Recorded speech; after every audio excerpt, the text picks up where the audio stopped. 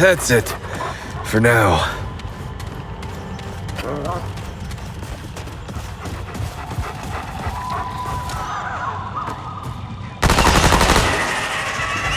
This isn't looking good.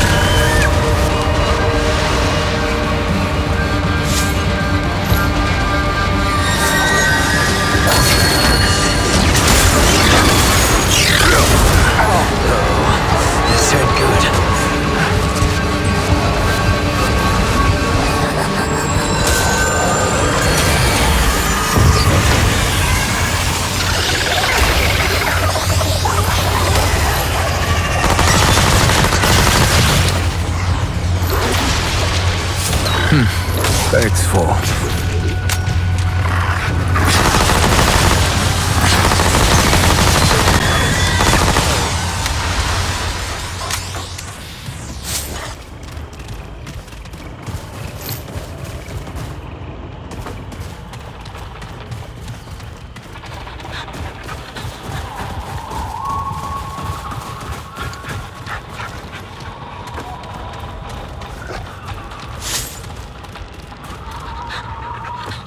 Nah, can't carry anymore.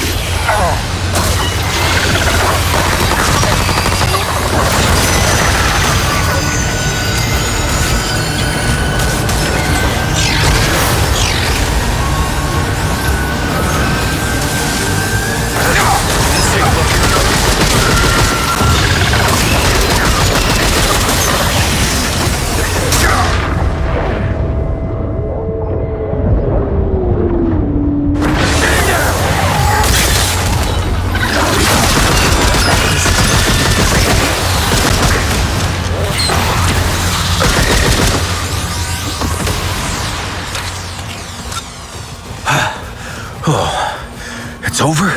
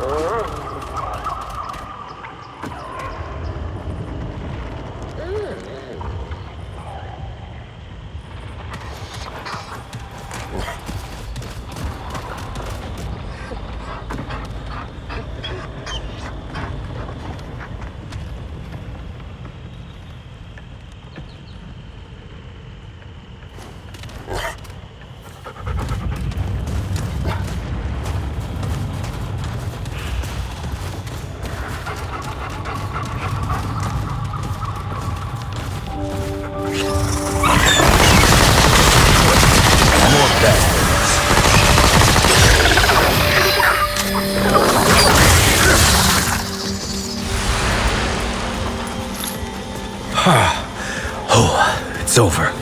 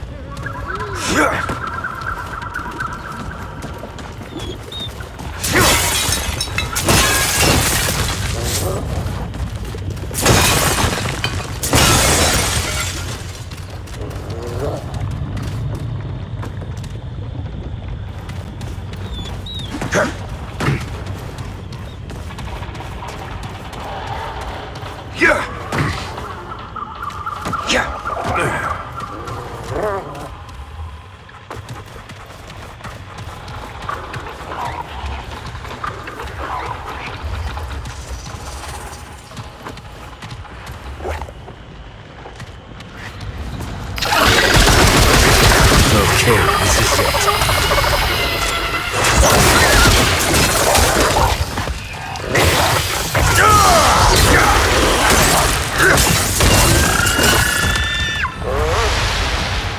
Whew, it's over.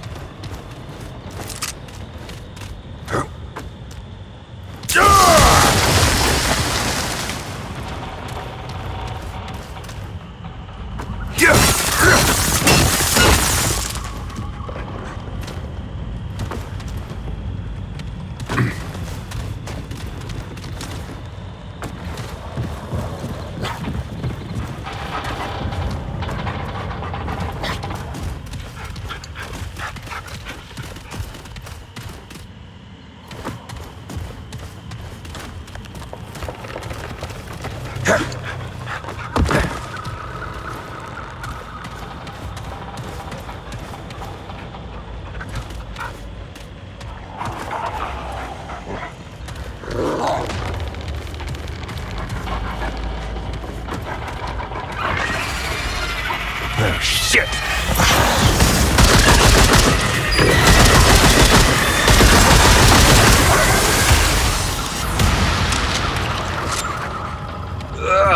Well, at least that's over.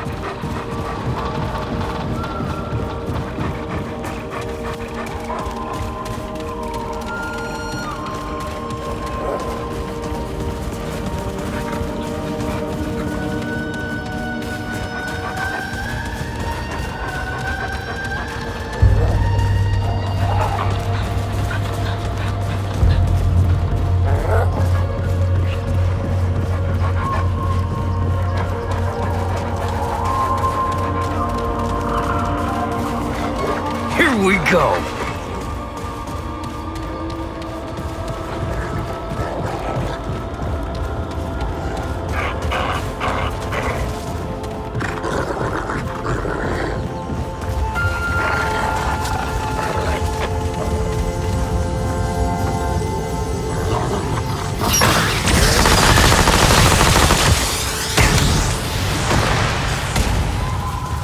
Oh, damn.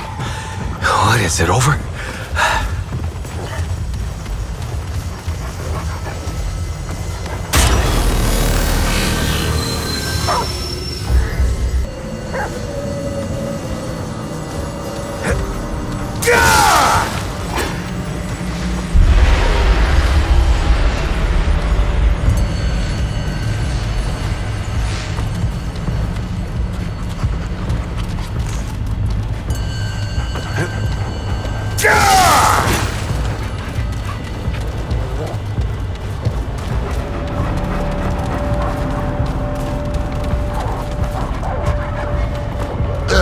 Here they come! Blade and spear, shield and stone. To arms! They come! They come! They come! They're all... They... Oh, a Paxotech. A terrible wonder, even for one who has seen many wonders. If its kind walk Yaesha foreigner, then surely the wheel of the world is set to turn again. Perhaps it will grind me at last. Pain now outweighs peace in the measure of my days. God murderer.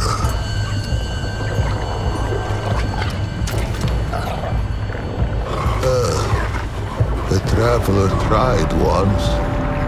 She came upon me, that first light, when the dew had not yet fallen from the grass. A carpenter, and daughter of a carpenter who was a carpenter's son. The branches took her at once. I wonder if her saw is still clenched within her fair hand. How came I to this wretched state? Its eyes reached the question before its tongue left home or hearth. The tumbling ruin beneath its tender pads was once a fortification, an encircling bulwark to the greatest conurbation ever brought forth on Yaesha's soil. Such faith we put in its solidity. Merchant and marshal, peasant and prince, their souls kneeled at the altar of within and without. But a wall is a false god, built to crumble. The only thing a wall ever truly divides is a fool from his wisdom. The rifts open swiftly. They split the bulwark stone as a hot needle kisses the onion skin of a boil, and the pus poured through on tangled wooden limbs.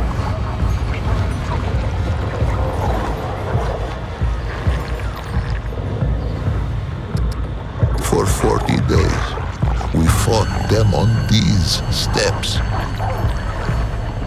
The soldiers fell first, then the officers. Then they called upon the priests. We knew the children would be next. And so, we flung our very bodies into the breach. Some were torn apart like green shoots in a glutton's teeth. Others were swallowed whole and vanished from the sphere. I stuck, anguished cork in a malign bottle. It seethes around me. It waits to disgorge its grotesqueries once more upon Yaesha's scalded skin. Please, Paxotek, wanderer, it who would do right, put its edge to this cursed snarl. Vent its rage upon it.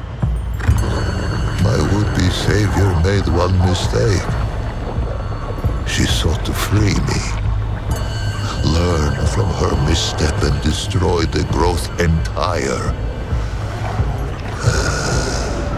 I welcome the freedom found in oblivion. Strike the snarl. Destroy the knot. Strike! Make flinders of the knot! Tarry not! Take sure steel to my hated prison! Spend not his concern on one who wants no more of this half-life! Tarry not! Take sure steel to my hated prison! Spend not his concern on one who wants no more of this half-life!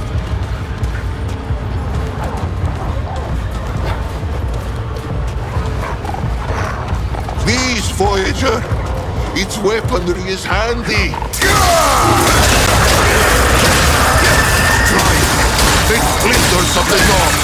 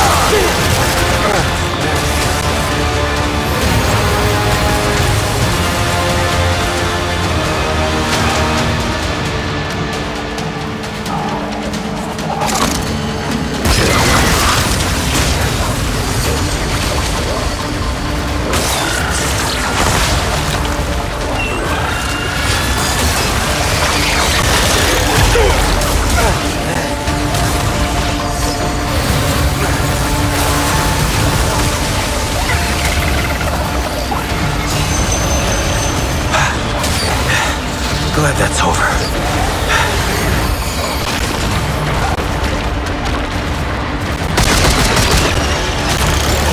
This isn't looking good.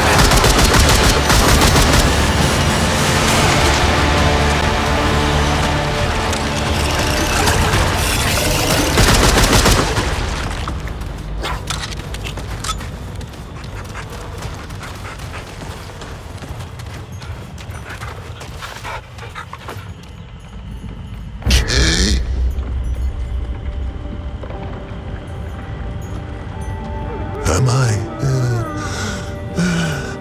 Is this real? Or has insensate madness claimed me? Paxeltech. I have not tasted air unmixed with the foul humors of the tangle in an age's age, nor dared I dream that I ever might again, much less feel the soft touch of good soil beneath my hooves, or the kiss of the wind on my free fur. Faithless have I been, and yet Paxeltech came, with war in its right hand, and temperance in its left. The Paxeltech came, and I am saved. Two-handed warrior. It has my allegiance, whatever may come. Paxeltech have a gift for death, this much is true, but they are not all destroyers. Perhaps if it fights with us, perhaps the root may yet be crushed under the wheel of time. Take this, though it be a relic of we lamer, stewards of death. Wield it in defense of life.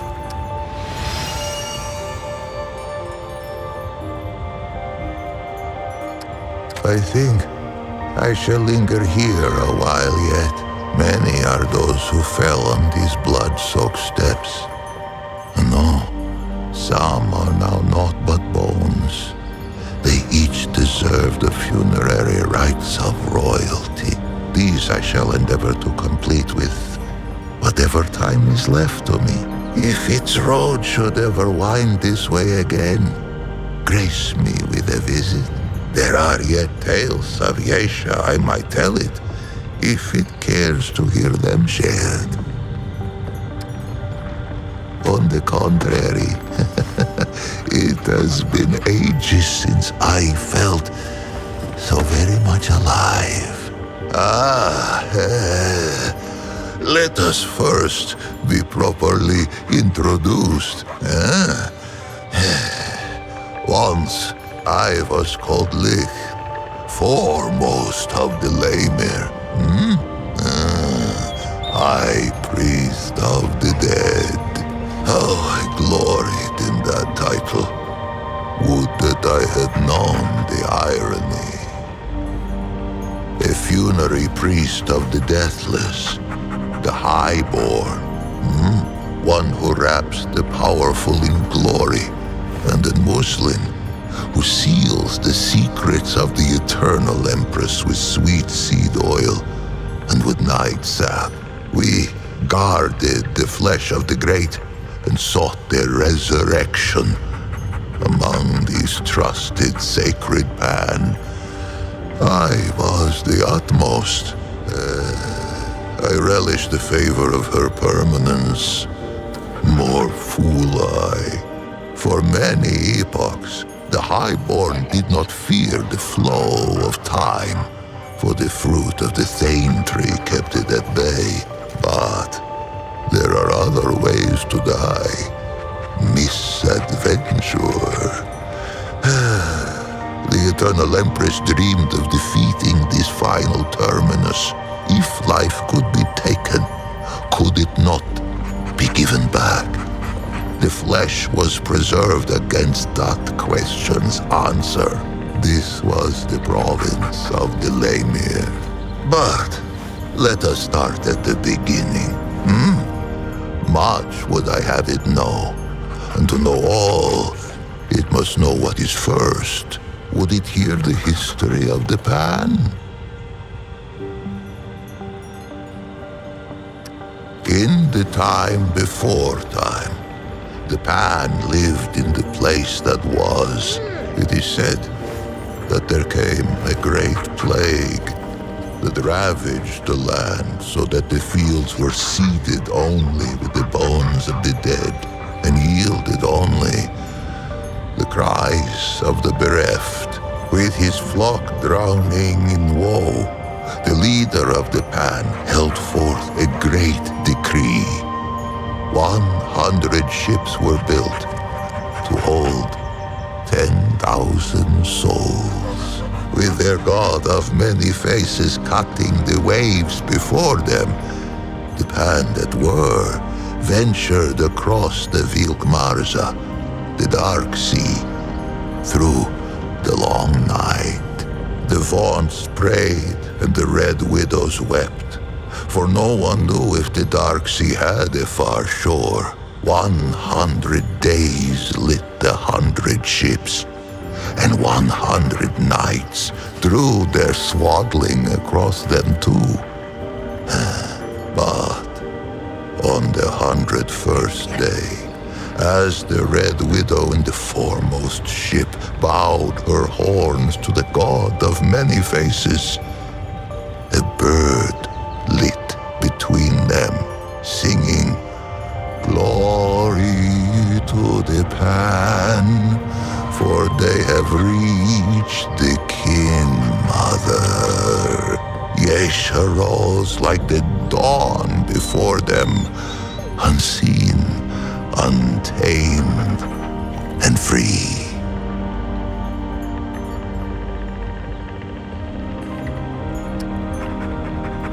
The god of many faces had been with the Pan since the place that was. Longer. None speak of a time before its guardianship. It was a god as real as the soil beneath us. A god one could visit, a god one could touch. Its ways were not known, but all agreed it loved us and ever would. More would I have it here of this, for this tendril twines with its own. But patience two-handed one, each thing in time. The king who was, him known to the Pan as Kolket the War-handed, later Kolket the Woe-begone, and at last as Kolket the Wise. Quick of blade was he in his youth, a fearsome general who watered the tree of progress with the lifeblood of many enemies. But the exploits of youth brought Kolket no peace in age. They say he took the plague as fate's judgment against his warlike eye. Fate offered a choice: flee the land of his fathers, or end his line as the king of death. Kolket hesitated no more in pilgrimage than he had in war. He raised up ships as once he had raised regiments. He sailed from the place that was with a heart full of hope. He was never to see Yaesha's shores. He passed in peace before the crossing's end, greeting death. In those days, there was no empress. There were no queens. Kolket the Wise passed on the dark sea and left no heir. It was only agreed that the clergy should step in where Kolket had stood. The Vaughnts spoke for the many-faced one, and the Red Widows spoke for the sun, stone, sky, and stream. It had been ever thus. Now they linked hands to cradle the destiny of the Pan. For 80 days, the Vaughnts fell prostrate upon Yaesha's unfamiliar shore. They prayed for a sign that our searching was over, and that this forest should be ours. On the 80th day, two forms emerged from the depths of the jungle. First came a doe with coat of red. Where it walked, The soil gave forth flowers and sweet berries, and they took it as a sign of grace. But behind the doe came another, a wolf with fur as lightless as the obsidian waves the Pan had so lately crossed. Surely, this great beast was a portent of death. Yet, desperate were these threadbare priests of old, and of these visions to their charges, these Vaughns spoke only one. And why not?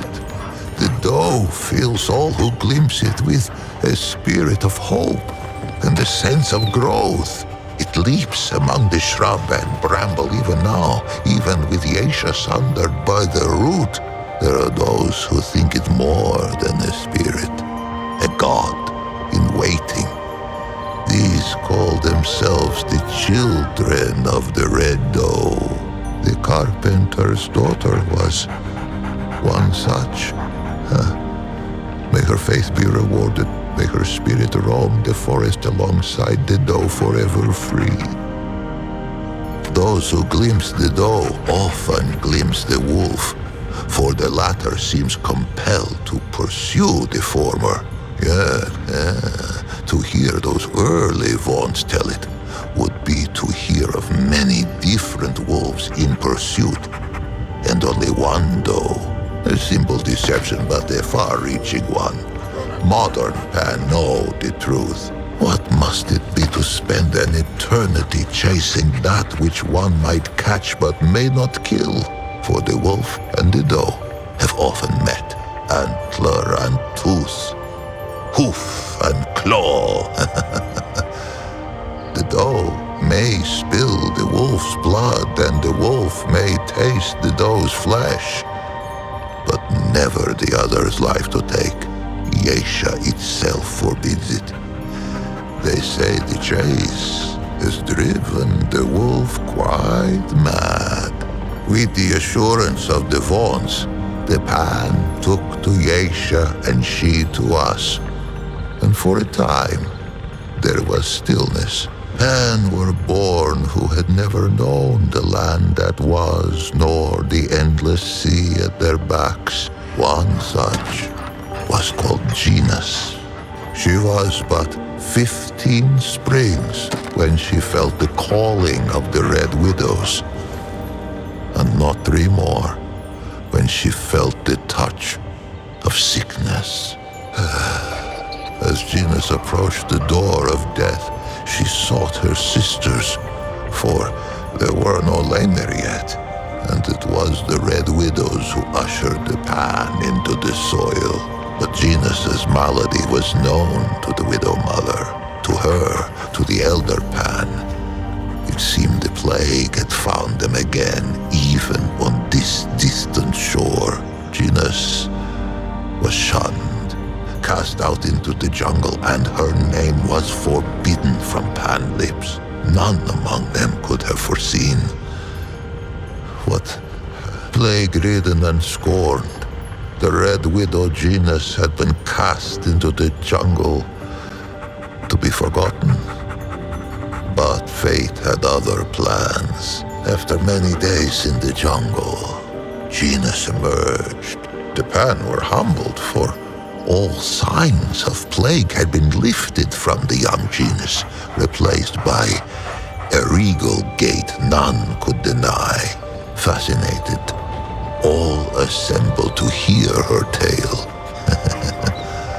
And quite a tale it was. Genus spoke of a vision that had come upon her as she lay in the moss, gasping out her last.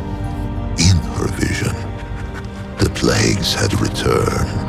Pan, young and old, wailed and keened and spat their last blood on Yaesha's pristine sand. But then, when all seemed lost, a great tree rose out of the jungle, strange and wonderful and heavy with luminous fruit.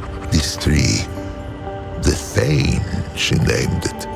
gave all who ate of it a life unending. The Pan embraced it, and their glory stretched on. For 1,000 epochs, Venus rose to power on this. By spreading her message of doom and salvation. The Red Widows were easy converts, inclined to believe their sister, and eager to spread her vision to all the Pan. In time, they held more sway than even the Vaughn's. It was a great shift. It would not be the last. Among the Red Widow's genus was quickly elevated to Widow Mother. The crops flourished, and the villages spread. The jungle receded from the shore. It is difficult to say. Genus has had charge of her own legend for an age of ages. Suffice to say, there is enough truth to her vision for me to know her personally, though I was born some 30 mothers hence, and yet, in knowing her, I find its question impossible to answer. But we get ahead of ourselves, two-handed one. Many seasons passed, and Genus grew stooped and lined as all Pan before her had. In her 77th winter, Genus had another vision. The Thane called to her, and she told her people it was time to seek it out. For the calamity was imminent. 500 Pan were assembled to undertake the expedition. Genus herself, a contingent of Red Widows, a party from each of the villages.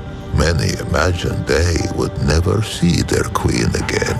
Those that lived long enough came to know the taste of those words.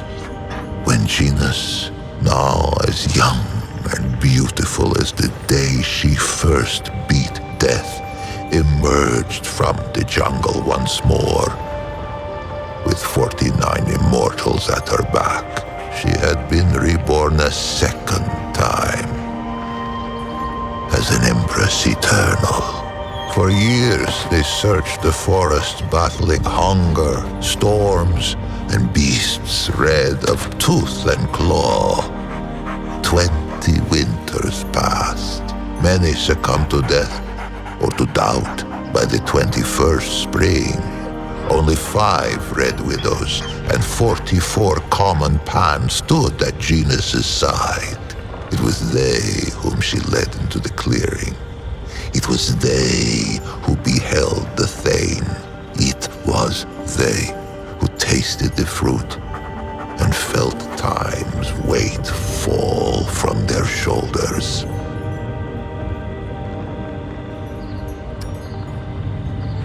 No plague has touched the Pan since, but calamity wears faces nearly as numerous as our god of old.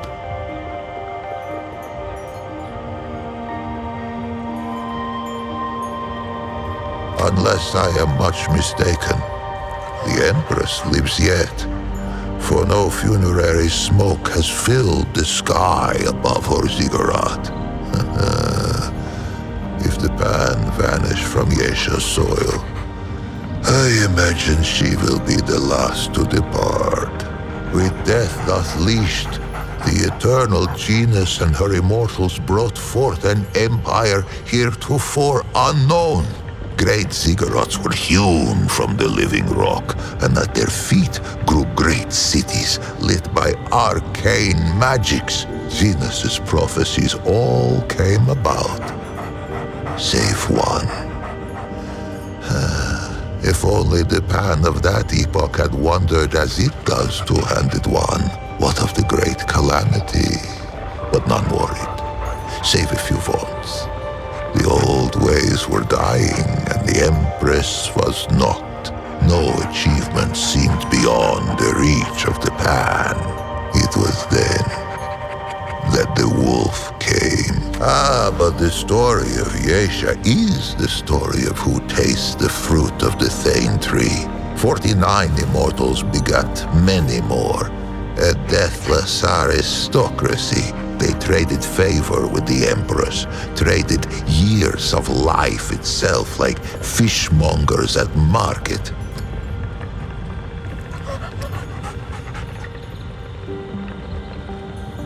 They called it the Ravager, the very obsidian beast the Vaunts of old had glimpsed and hidden.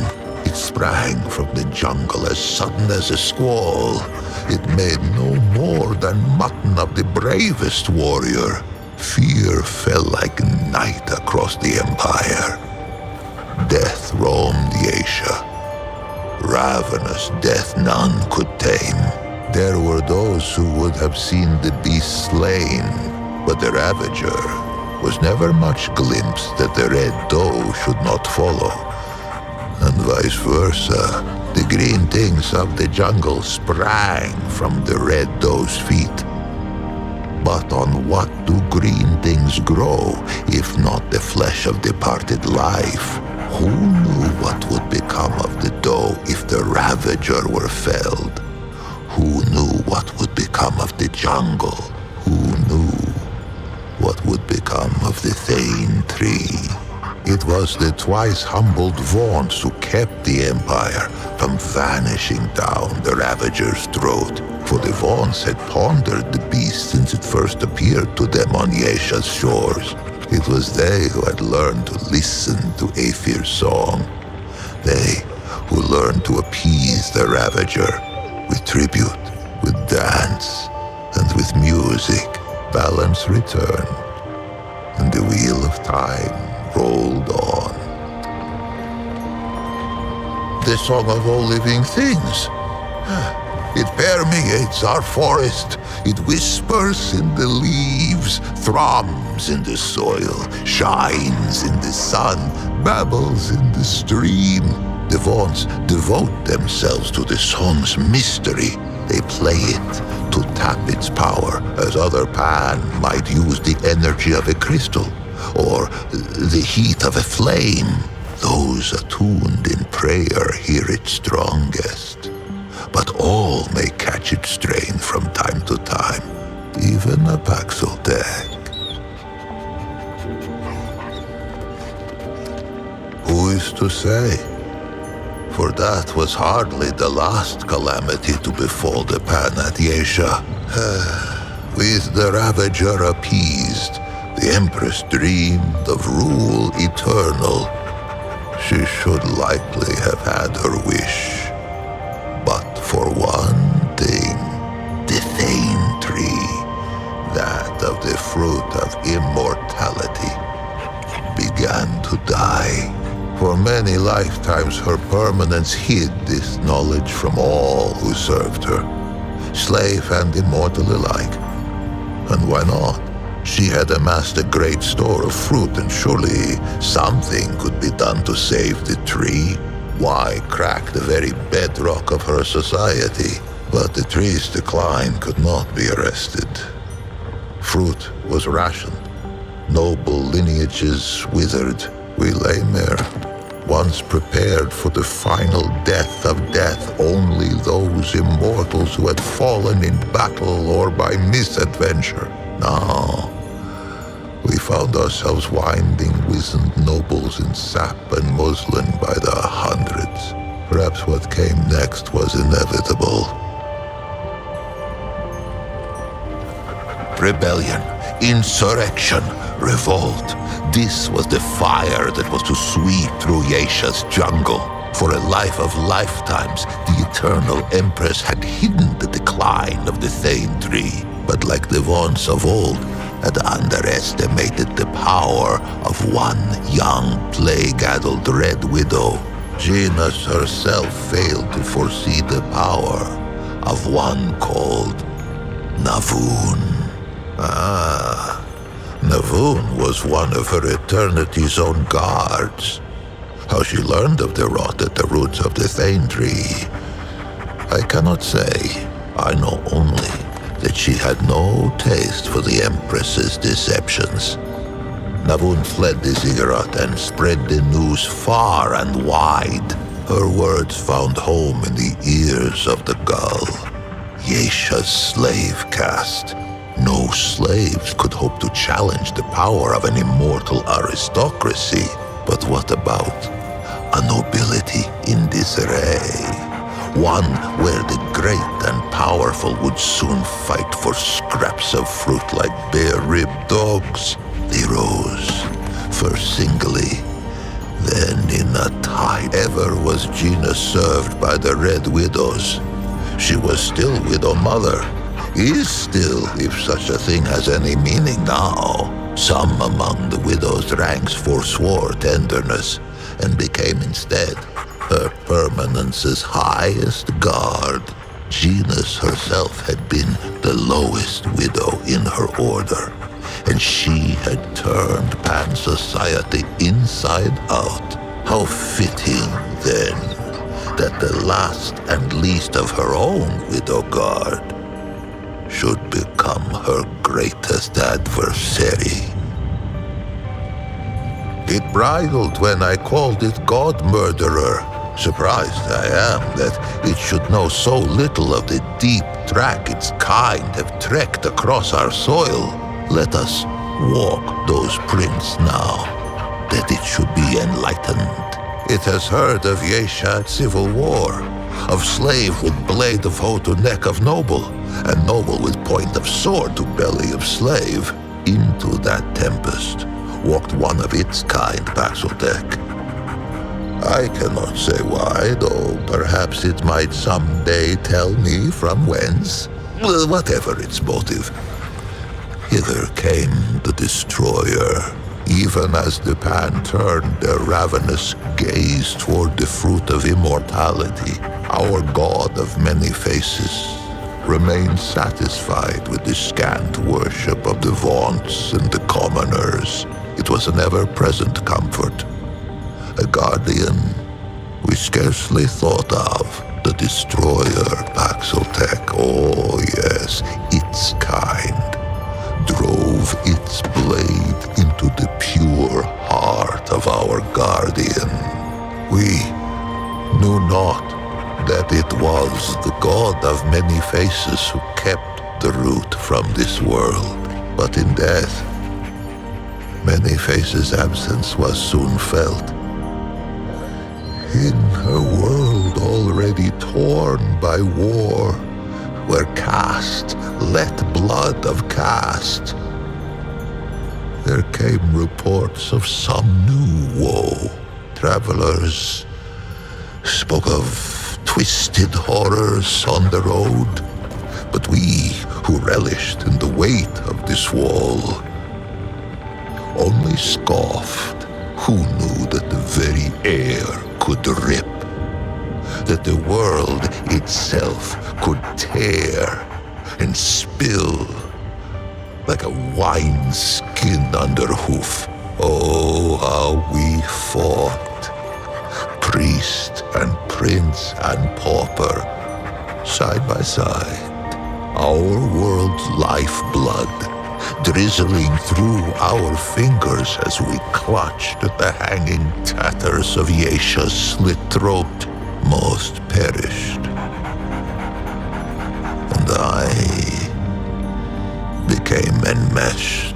I thought our tale told, our race run, and yet, I gave the impression perhaps that Yaesha was uninhabited at the arrival of the Pan, save for the doe, the wolf, the birds, and the beasts. This is not so. The Rin slink Yaesha's canopy on leathery wings. Perhaps they once thought to defend their forest. But Lash and Lure put that to rest. Lash in that no Rin could hope to withstand the onslaught of energy we Pan have learned to draw from Yaesha's native crystal. The Flying Ones have no talent for crystal craft. Lure in that Under normal circumstances, Rin eggs reach maturity only with great difficulty. I know not who first discovered the potential for symbiosis between our species. Only that it is a whimsical god indeed who sends the most precious resource one kind could hope to acquire out the hind end of the other. As sure as there is iron in the soil of Yaesha, there is irony. It was a pad-footed Paxeltech who slew our guardian and brought the root. Would it be so strange to see a Paxeltech drive them from our shores? Perhaps. Perhaps as with Genus and the Voon. The strangeness is the point. It has done me a service unpayable. No reward can suffice. But perhaps, if it cannot be rewarded, it can be equipped. Colket brought war, then wisdom. Its forebears brought the root, but its wisdom stayed the flames, that I might live beyond the hated knot. Take this now, as a token of my gratitude.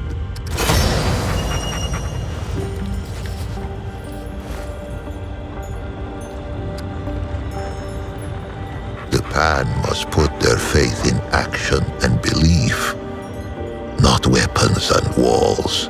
I forever owe it thanks, as shall the many souls scattered on these steps. To them I must tend. Be well, two-handed warrior. Be strange fate's agent. There is no more I can teach the two-handed warrior. It has heard all. Still, I welcome its company.